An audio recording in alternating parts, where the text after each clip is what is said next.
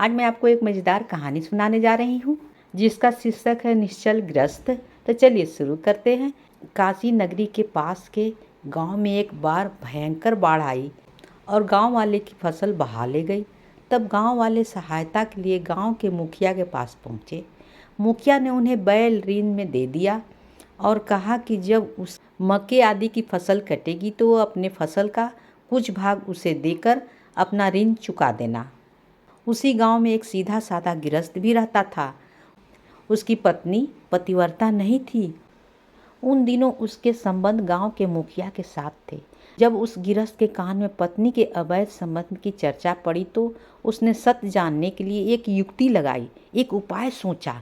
एक दिन उसने अपनी पत्नी से कहा कि मैं कुछ दिनों के लिए गांव से बाहर जा रहा हूं, तुम अपना ख्याल रखना और काम होते ही मैं वापस आ जाऊंगा।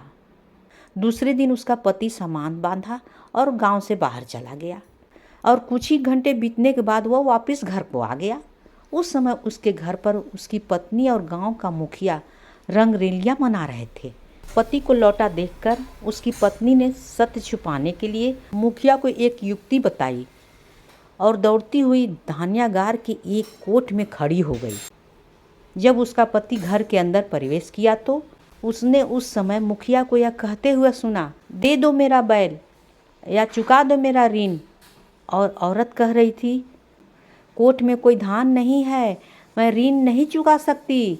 गृहस्थ ने सारी बातें समझ ली। उसने मुखिया की अच्छी पिटाई की। फिर वह अपने पत्नी को एक कड़ी चेतावनी दे डाली और बोला, अगर दोबारा देख लिया तो तुम सोच लेना, तुम मुझसे बुरा कोई नहीं होगा। एक माफ़ी का अवसर प्रदान कर रहा हूँ।